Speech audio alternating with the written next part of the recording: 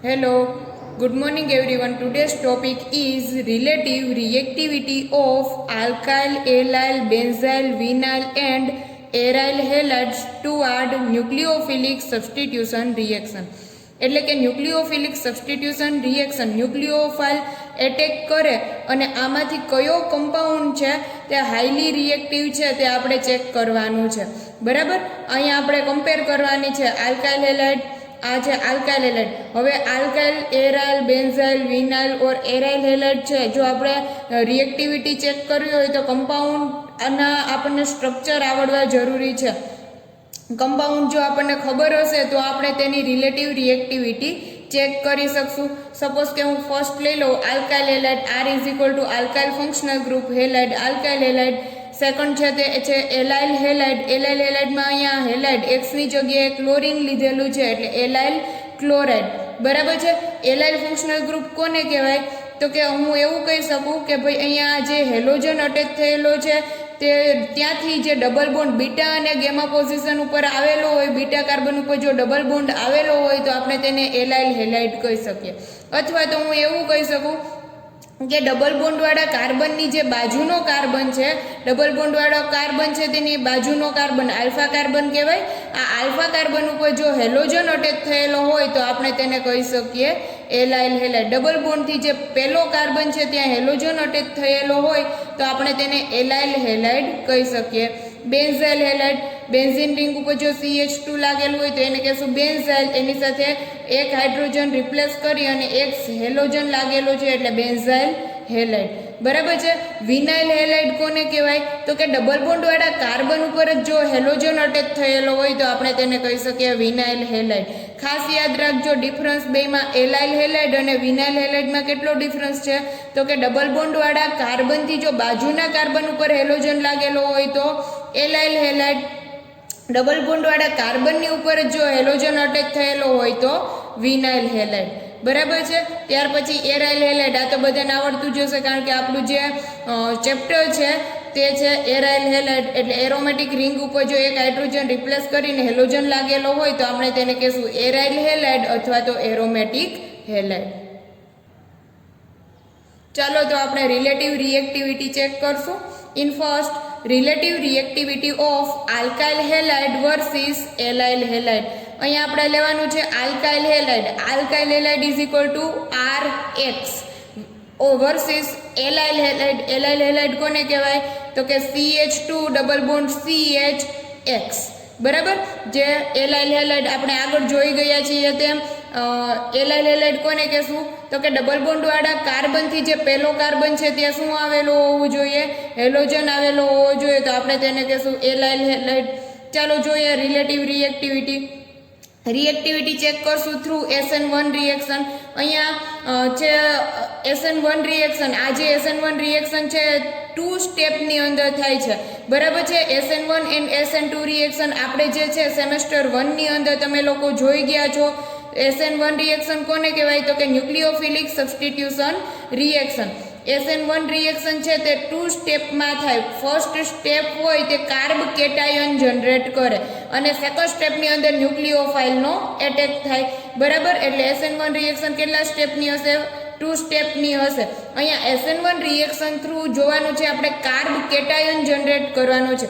જે carb cation generate થાય છે એ કાર્બ કેટાયનની જો એ સ્ટેબલ હશે તો તેની રિએક્ટિવિટી વધારે હશે. ચાલો જોઈએ. We know that SN1 reaction involve the formation of carb cation as intermediate. Hence, the rate of such reaction will depend upon the stability of intermediate carb cation. It means that stable carb cation is faster the reaction. એટલે કે જો stable carb cation generate થશે તો તે reaction વધારે ઝડપથી થશે. The bond dissociation energy of allyl chloride 724 kJ by mole is less than that of normal propyl chloride 780 kJ by mole. અહીંયા જો બોન્ડ ડિસોસિએશન એનર્જી એલાઇલ હેલાઇડની લેવામાં આવે એલાઇલ ક્લોરાઇડની તો તે 724 kJ by mole મળે છે. જ્યારે નોર્મલ આલ્કાઇલ હેલાઇડ એટલે કે નોર્મલ પ્રોપાઇલ ક્લોરાઇડ લેવામાં આવે તો તેની 780 કિલો જૂલ બાય મોલ જોવા મળે છે. It means that allyl cation is higher stable as compare to alkyl carbocation.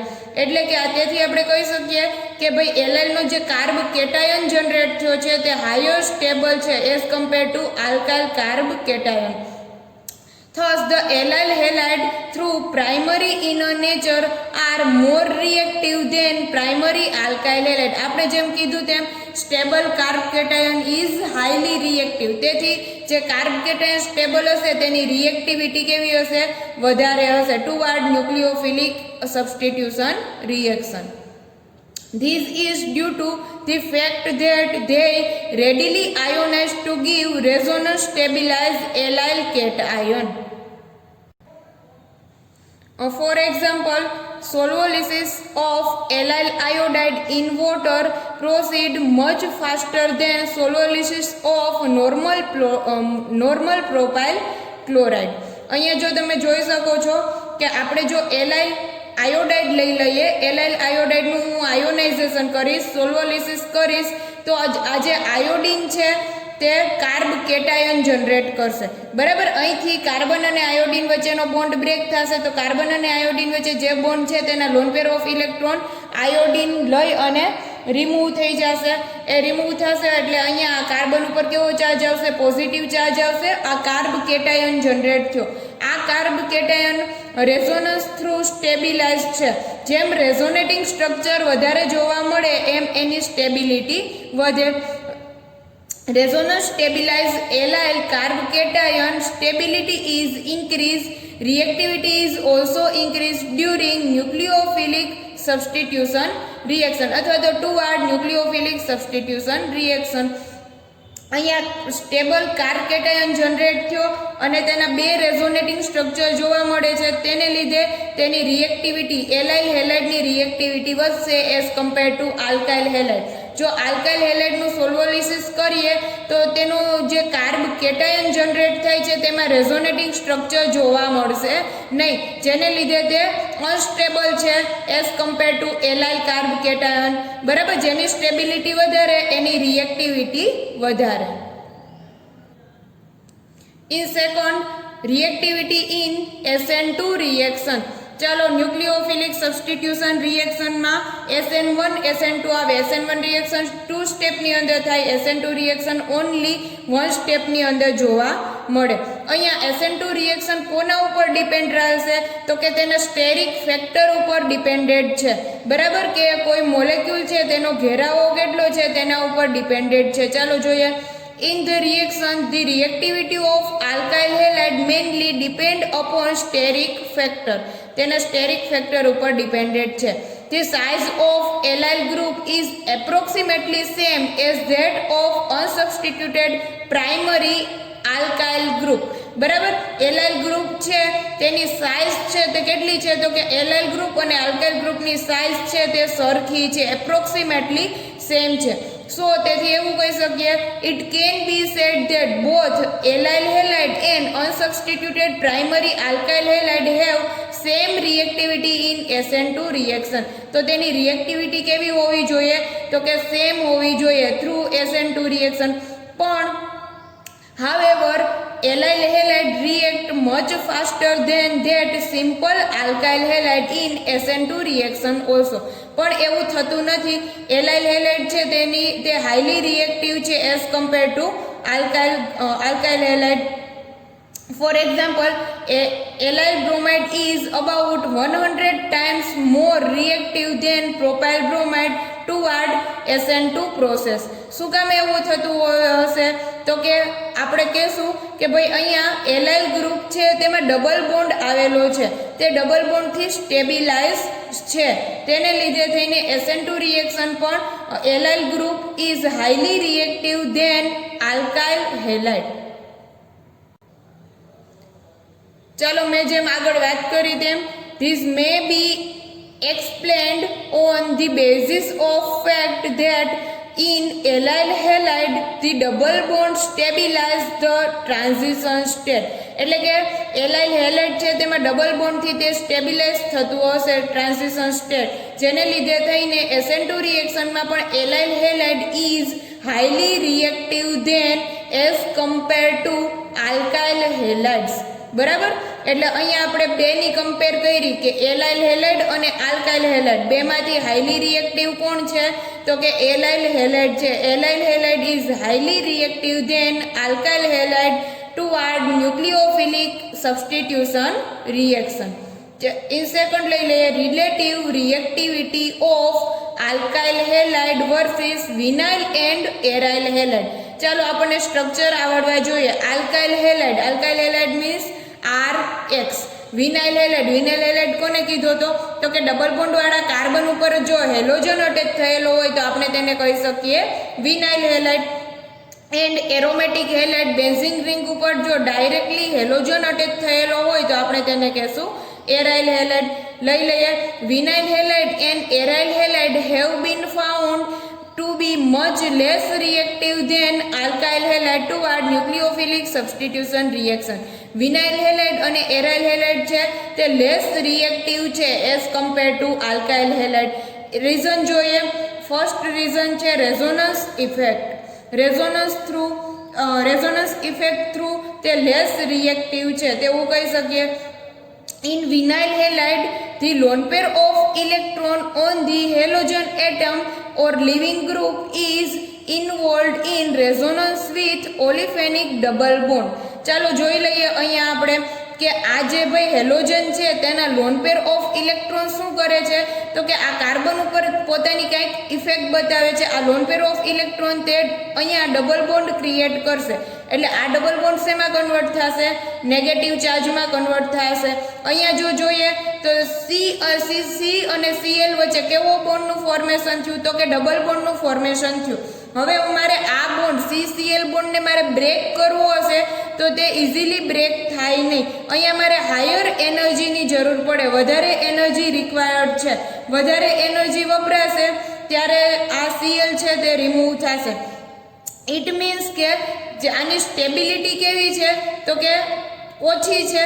બરાબર છે. આ જે CCl બોન્ડ છે તે ઇઝીલી બ્રેક થઈ શકશે નહીં, એટલે આની રિએક્ટિવિટી કેવી થશે? ઓછી થશે, રિએક્ટિવિટી ઘટશે. ચાલો જોઈએ.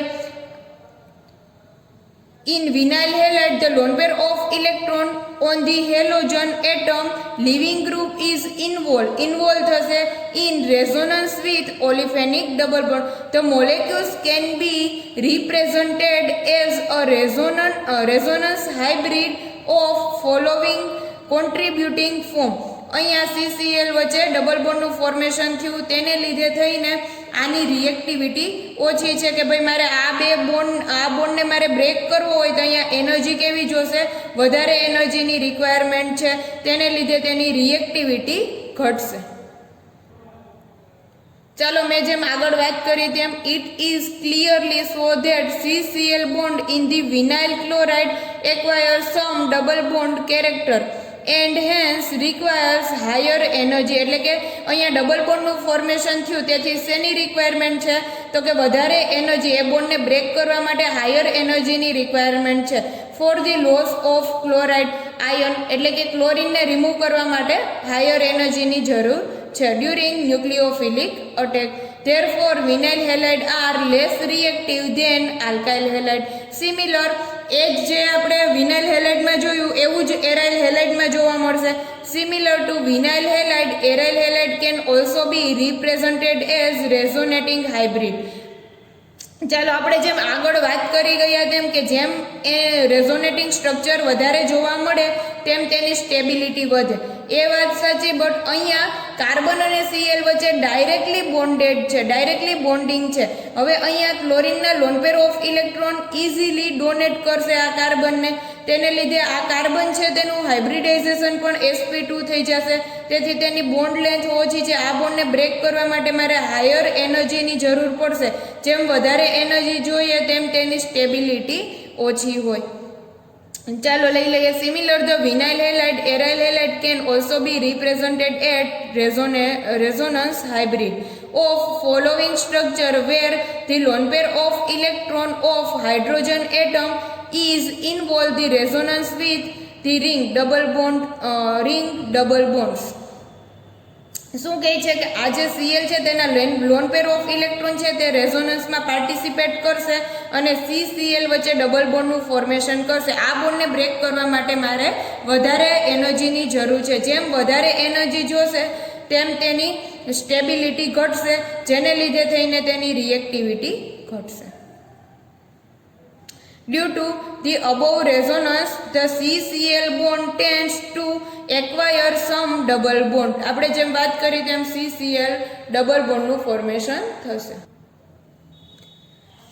Character which make it strong enough due to this the halogen atom shows little or no tendency to displace and hence aryl halide are less reactive than alkyl halide. એટલે એમ કહે છે કે અહીંયા જોઈએ તો due to the halogen atom shows little or no tendency displace, એટલે કે halogen atom છે તે ઇઝીલી રિમૂવ થઈ શકશે નહીં, એટલે કે એનું રિમૂવ થવાનું વલણ છે નહીં, ઇઝીલી રિમૂવ થશે નહીં. ડ્યુરિંગ ન્યુક્લિયોફિલિક એટેક તે ઇઝીલી રિમૂવ નહીં થાય, જેને લીધે થઈને તે લેસ રિએક્ટિવ છે. સેકન્ડ રીઝન જોઈએ, hybridisation. The less reactive of vinyl and aryl halide as compared to alkyl halide toward nucleophilic aromatic substitution reaction. એટલે કે તે એરાઇલ હેલાઇડ અને વિનાઇલ હેલાઇડ છે તે લેસ રિએક્ટિવ છે as compare to alkyl halide during nucleophilic aromatic substitution reaction. Due to this reason, the carbon atom is sp2 hybridized. In case of vinyl and aryl halide, એટલે કે vinyl અને aryl હેલાઇડના કેસમાં જે carbon છે double bond વાળો તેનું hybridisation જો જોઈએ તો તે હાઇબ્રિડાઇઝેશન થશે sp2 hybridized. While in case of alkyl halide it is sp3 hybridized. sp2 hybridized માં જોઈએ તો એ sp2 hybridized ની જે બોન્ડ લેન્થ છે તે કેવી હોય તો કે ઓછી હોય એઝ કમ્પેર ટુ sp3. તો કે sp3 હાઇબ્રિડાઇઝ ઓર્બિટલની જે બોન્ડ લેન્થ છે તે કેવી હશે તો કે લોંગ હશે as compare to sp2 hybridise orbital. ચાલો અહીંયા જોઈએ કે sp2 હાઇબ્રિડાઇઝેશન છે તો એમાં s કેરેક્ટર કેવું છે તો કે અહીંયા જો જોઈએ તો 33.33% છે.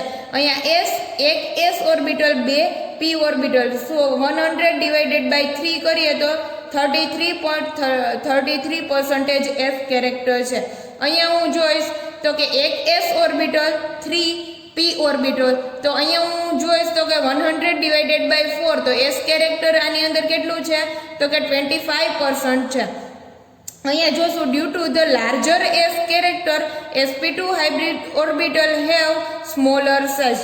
જેમ s કેરેક્ટર વધશે તેમ તે ઓર્બિટલની સાઇઝ ઘટશે, બરાબર.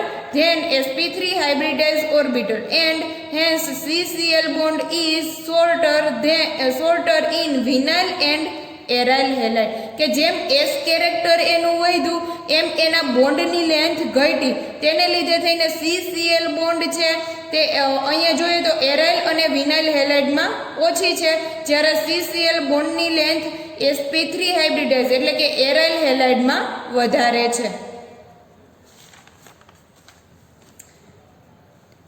In other words, CCl bond is stronger in vinyl and aryl halide which make them less reactive than alkyl halide. એટલે અહીંયા કીધું તેમ કે CCl બોન્ડ છે તે કેવો થઈ ગયો તો કે અહીંયા CCl બોન્ડ સ્ટ્રોંગ થઈ ગયો, બરાબર, કારણ કે sp2 હાઇબ્રિડાઇઝ છે, કારણ કે એની બોન્ડ લેન્થ કેવી થઈ તો કે શોર્ટ થઈ, બરાબર. s કેરેક્ટર વધ્યું એટલે બોન્ડ લેન્થ ઘટી. હવે આ બોન્ડને બ્રેક કરવા માટે આની કમ્પેરમાં મારે હાયર એનર્જીની રિક્વાયરમેન્ટ રહેશે, કારણ કે બોન્ડની લેન્થ કેવી છે, ટૂંકી છે.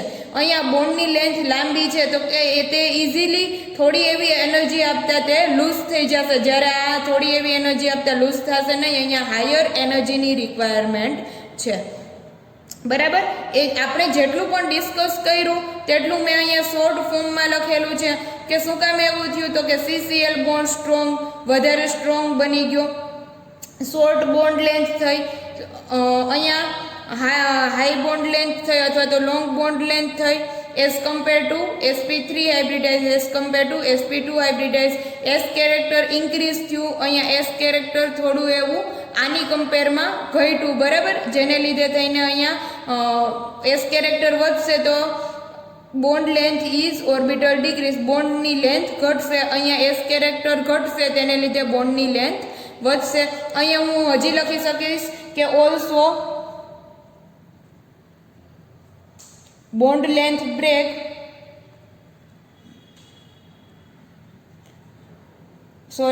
Bond break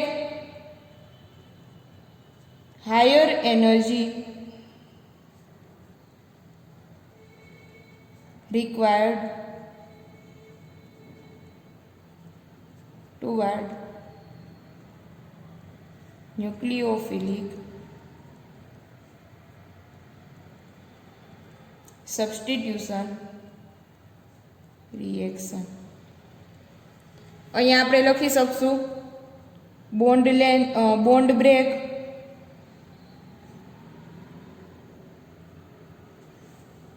less energy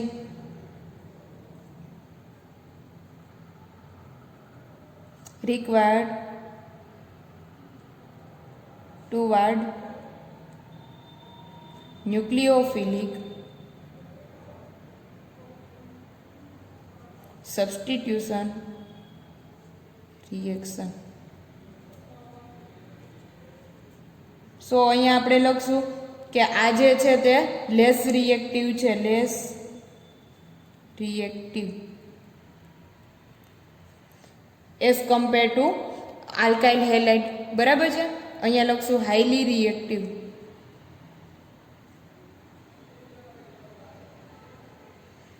high reactive as compare to aryl halide or vinyl halide. ચલો થર્ડ રિએક્ટિવિટી ચેક કરશું, relative reactivity of alkyl halide versus benzyl halide. અહીંયા alkyl halide RX, benzyl halide benzene ring CH2X. બરાબર, benzene ring ઉપર જો CH2 હોય તો આપણે તેને કહેવાય બેન્ઝાઇલ અને તેની સાથે એક હાઇડ્રોજન રિપ્લેસ કરી હેલોજન લાગેલો છે એટલે તેને કહેશું બેન્ઝાઇલ હેલાઇડ. અહીંયા જોવાનું છે કે આલ્કાઇલ હેલાઇડની કમ્પેરમાં જો બેન્ઝાઇલ હેલાઇડ આવેલો હોય તો કોની રિએક્ટિવિટી વધશે. બરાબર છે, તો આપણે જેમ આગળ વાત કરી ગયા છીએ તેમ જેમ કાર્બ કેટાયન છે એ વધારે સ્ટેબલ હોય એમ તેની સ્ટેબિલિટી વધે.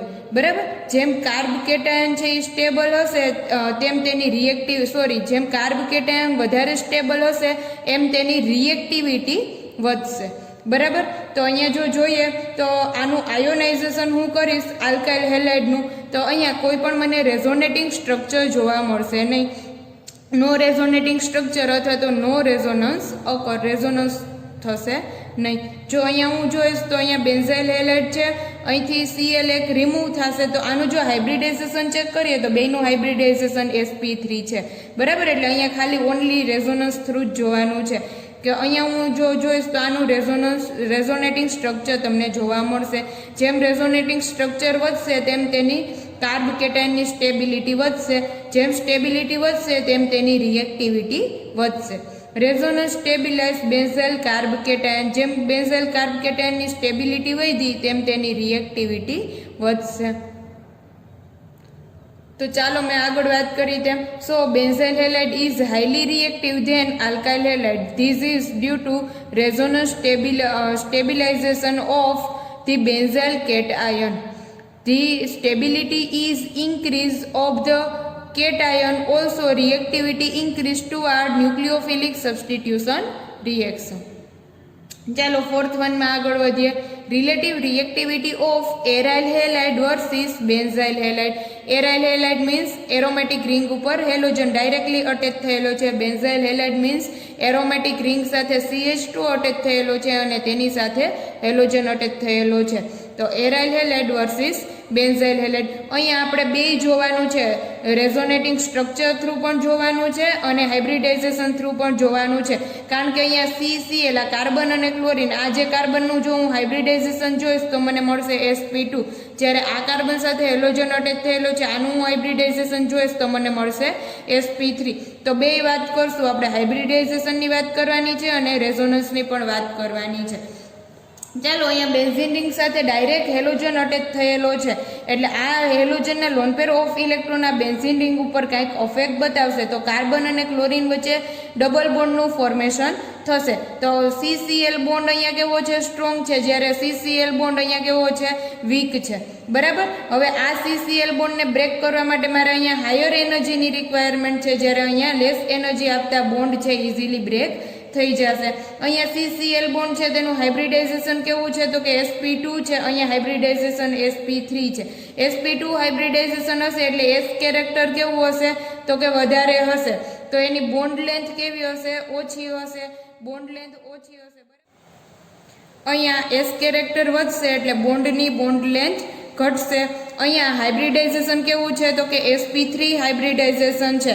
sp3 હાઇબ્રિડાઇઝેશન છે એટલે S compare to sp2 hybridisation S character કેવું થશે? ઘટશે. જેમ S કેરેક્ટર ઘટે તેમ બોન્ડની બોન્ડ લેન્થ વધે, જેમ S કેરેક્ટર વધે તેમ બોન્ડની બોન્ડ લેન્થ ઘટે. ખાસ યાદ રાખજો. પ્લસ હજી એક આપણે પોઈન્ટ ડિસ્કસ કરી શકીએ કે કાર્બ કેટાયન છે રેઝોનન્સ થ્રુ સ્ટેબિલાઇઝ છે. આપણે આગળ થર્ડ રિલેટિવ રિએક્ટિવિટીમાં ચેક કરી ગયા છીએ કે ભાઈ બેન્ઝાઇલ ક્લોરાઇડ છે તો જેનો બેન્ઝાઇલ કાર્બ કેટાયન જે જનરેટ થાય છે તે રેઝોનન્સ થ્રુ સ્ટેબિલાઇઝ છે. જેમ કાર્બ કેટાયનની સ્ટેબિલિટી વધે તેમ તેની રિએક્ટિવિટી વધે. ચાલો, fifth one is relative reactivity of various aryl halide. એટલે કે જુદા જુદા એરાઇલ હેલાઇડ લઈ અને આપણે તેની રિએક્ટિવિટી ચેક કરવાની છે. હેલોજનમાં આવશે ફ્લોરિન, ક્લોરિન, બ્રોમિન અને iodine. It is depended on electronegativity of various halogen atom, કે જેની ઇલેક્ટ્રોનેગેટિવિટી વધારે છે તો તેની રિએક્ટિવિટી કેવી હશે? જેની ઇલેક્ટ્રોનેગેટિવિટી ઓછી છે તો તેની રિએક્ટિવિટી કેવી હશે? અહીંયા જો જોઈએ તો ફ્લોરિન છે એ હાઈલી ઇલેક્ટ્રોનેગેટિવ છે, આયોડિન છે એ લેસ ઇલેક્ટ્રોનેગેટિવ છે. જેમ ઇલેક્ટ્રોનેગેટિવિટી વધારે હોય તેમ તેની રિએક્ટિવિટી વધારે હોય, જેમ ઇલેક્ટ્રોનેગેટિવિટી ઓછી તેમ તેની રિએક્ટિવિટી ઓછી. શું કામ એવું થાય? તો કે અહીંયા જો જોઈએ તો આ જે છે ફ્લુરોબેન્ઝીન છે, બરાબર. તો આ કાર્બન અને ફ્લોરિન વચ્ચે જે બોન્ડ હશે તેના લોન પેર ઓફ ઇલેક્ટ્રોન, આ જે ફ્લોરિન છે તેને એની ઇલેક્ટ્રોનેગેટિવિટી વધારે છે એટલે આ બોન્ડના જે ઇલેક્ટ્રોન છે તેને પોતાની તરફ ખેંચી અને રાખેલા હશે, બરાબર. તેને છૂટું પડવું છે, એની ઇલેક્ટ્રોનેગેટિવિટી વધારે છે, વધારે પોતાની તરફ ખેંચીને રાખેલા છે. જ્યારે અહીંયા થોડાક નજીક હશે, અહીંયા થોડાક એવા નજીક હશે અને અહીંયા કાર્બન તરફ હશે એટલે આમ કાર્બન તરફ આવતા જાય. અહીંયા ફ્લોરિન તરફ હશે લોન પેર ઓફ ઇલેક્ટ્રોન. જેવો ન્યુક્લિયોફાઇલ અટેક કરશે એવો જ આ ફ્લોરિન છે એ લઈને રિમૂવ થઈ જશે.